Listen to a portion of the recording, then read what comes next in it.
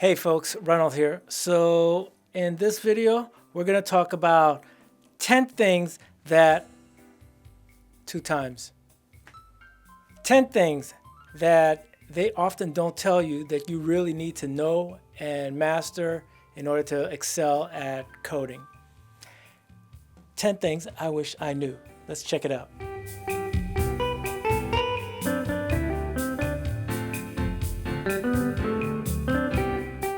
All right, number 10, write clean code. Sounds pretty obvious, but some developers focus on getting code done quickly and code looks sloppy, and you don't want that. And unfortunately, sometimes management just cares about getting the code done, and they might not tell you that your code is ugly. They might not even see it, but your colleagues will recognize that. And if you're not around and your colleagues needs to work on your code and it's messy, it's like spaghetti code and it's just very difficult to debug or read, they're gonna hate you for that.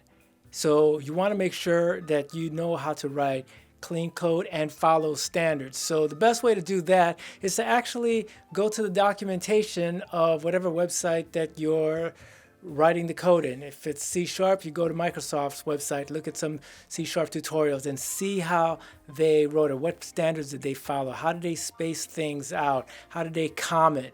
You want to make sure that you understand that inside and out. Was it camel case or not?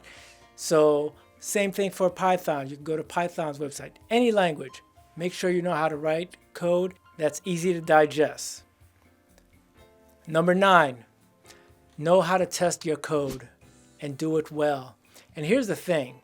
Sure, you're going to code and then you're going to run it to make sure that it works, right? But you got to go deeper than that.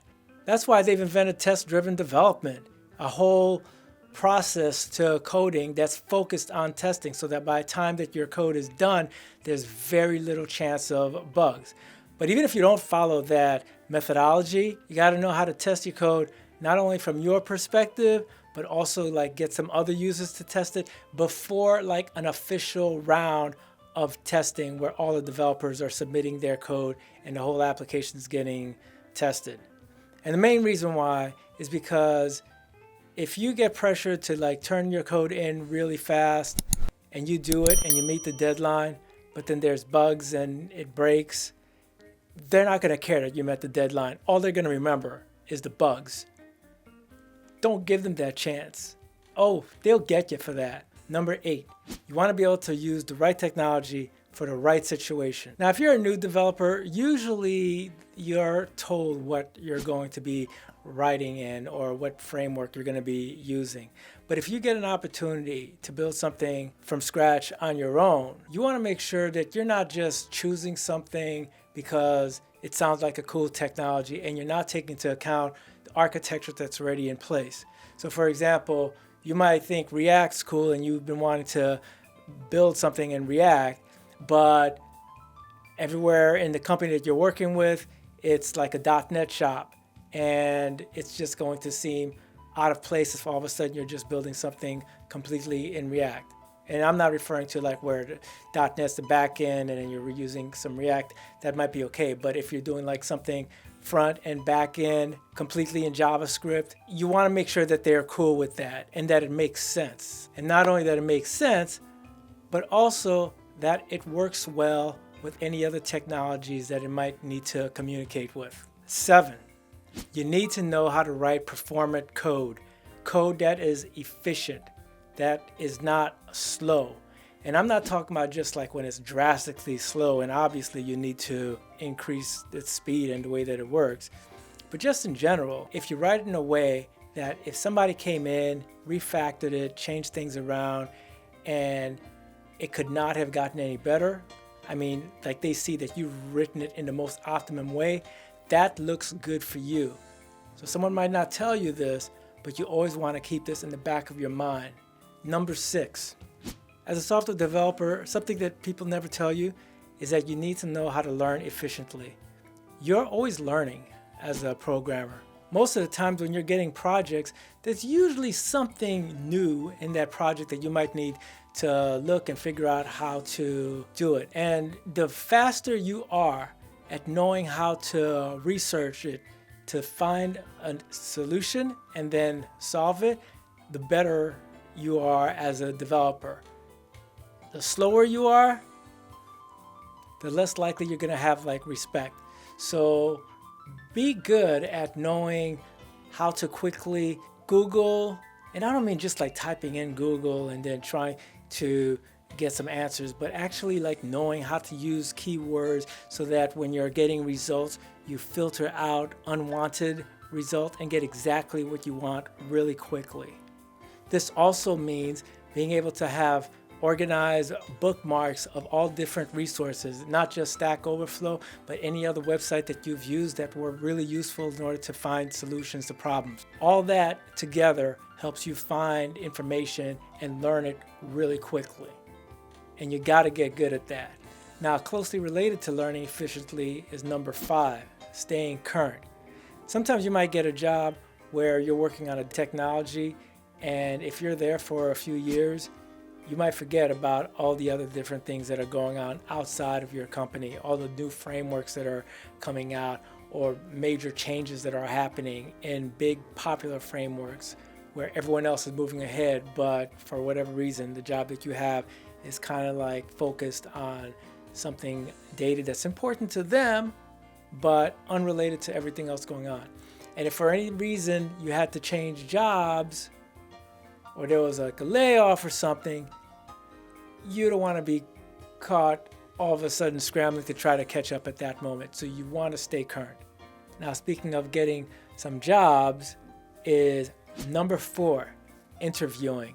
Now, I've mentioned this in some of my other videos that you always want to keep interviewing. This is something that you don't want to wait till when you actually need to find another job to get good at interviewing. Interviewing is a skill, and you have to keep that skill sharp. So it's good practice to be able to go on an interview maybe once every 2 or 3 months and just be able to be sharp enough to answer all these technical questions, which sure enough you're most likely going to have to face, whether it be through just questions or whiteboarding or creating some small apps on the fly to demonstrate skills. This is something you always want to be ready to do on the dime. Now, number 3.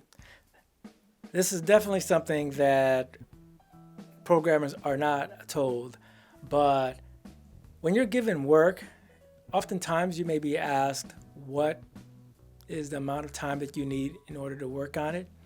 And by default, in our nature, we kind of want to give a quick time to make it seem like it's not going to take that long, but that's a big mistake. You need to be able to estimate honestly. And the reason why is because if you just give a number that you feel like is ideal to be able to get the program completed, and I mean ideal as in if everything goes right, then you're under the gun to get it done in that manner. If it's a week that you say, then you need to get it done in a week. Otherwise, you look bad. You're better off detailing on paper and giving it some thought how much time it's going to take you to do some research, how much time it's going to take you to code, how much time it's going to take you to thoroughly test. Thoroughly. Usually, testing should be able to take about as much time as it is to code the program, if not even longer, depending on how complex it is. And you take all that into consideration and you give an estimate, even if it's 2 or 3 weeks. But at least give documentation to show what you're going to spend time on, so that at best you come in early, at worst you just come in right on time. Again, you could say a short period of time, say a week, and the management might be like, oh, okay, that sounds cool, and they're happy and they're smiling. But then if you come in late, it's not going to be good. So if you need to hurt their feelings earlier with a long period of time, do that, and then they could feel better when it comes in early. But if it's really good management, when they see how you detailed out what is going to take what amount of time, then they shouldn't be upset. Worst case scenario, They might say, well, we might need to break this up and give part of the work to somebody else. And to kind of avoid that, what you might want to do, if you think that's a possibility, is to say that you're going to do the work in phases, phase 1 and phase 2. Phase 1 might take 2 weeks, and then phase 2, another couple of weeks. That's very realistic. And then this way, you're not worried about someone else getting your work because you couldn't handle it. Number 2, and I wish people would talk about this more, but you need to know how to communicate effectively like a lawyer.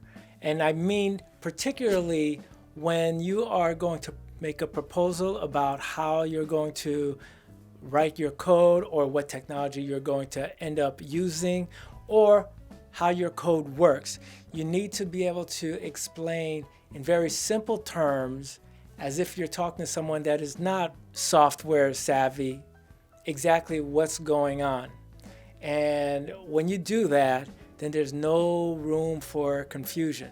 Now, it's also important to know how to communicate. When I say like a lawyer, I mean when we're getting into those situations where you want to suggest using a particular technology. You want to lay out the pros and the cons and how things are working currently, how it could be improved, or how it could be adversely affected if you go a different route that maybe somebody else might be suggesting, all right? And if you're going to do something like that, then you want to make sure that you're not bashing someone else, but you diplomatically explain an alternative. You might want to say, hey, I was wondering, have you thought about if we took this approach, because I heard that it could also do this, that, whatever. That's all with communication. You got to know how to not to hurt people's feelings, but at the same time get your point across and be strong about it, and also be able to defend yourself when someone is questioning you. Pretty much like an attorney. So now this brings us down to number 1. The number 1 thing that people don't often tell you is that you need to know your worth. And what I mean by that is if you're doing everything that we just talked about and you're an excellent programmer and you don't see yourself getting promoted or being recognized, at some point you need to know what your value is and make some moves in order to switch jobs. Of course, you could try to take an approach to talk to your management about it, whether it's about a raise or getting moved to a higher level position and so forth. But if you get no luck out of that, know what someone is willing to pay for you and make moves. And if you've been practicing interviewing, that should not be a big deal. Okay, so those were 10 items right there. 10 different things that people don't really talk to you about that you should really know well and implement in order to excel as a programmer. But there's one more bonus thing, and it's slightly related to whether or not you're ever going to get promoted. It's performance reviews, okay? When you're about to get a performance review, if you had a good manager, you should have known that that performance review was coming up much earlier. And in fact, they probably should have talked to you halfway through just as a status update to see how things are, kind of like a mid-review, basically. And most managers aren't going to do that. So the advice that I want to give, the final advice, the bonus advice, is that always know when reviews are going to be happening. And at the halfway point, meet with your managers early, whoever he or she might be, and get some early feedback, whether or not they're happy with what's going on, if there's anything you could be doing to improve your performance. You could probably use that opportunity to tell them some of the things that you've been doing that they might not be aware of, that you've kind of like brought to the team as like that had value, okay? Those type of things are important to do. And it might seem uncomfortable because it kind of feels like maybe you're bragging or something, but it's work, and they gotta know what your value is if they're not seeing it on their own. And this is your time to let them know and also get feedback. So by the time there is a review, there shouldn't be any surprises, and you shouldn't get a bad review, because if there was anything that they had concern of, you would have known about it earlier and then ideally addressed it, unless you just didn't care, and then you probably should be fired. What's wrong with you? So that's it. If you guys found value in this video, make sure you hit that like button. Helps me out with that YouTube algorithm. And I will see you guys in the next video.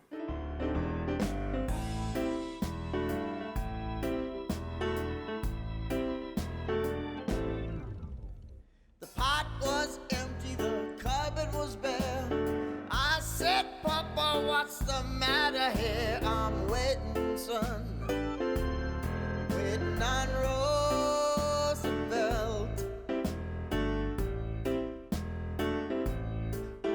I'm waiting on Roosevelt. The rent was due and the lights was out. I said, tell me, Mama, what's it all about?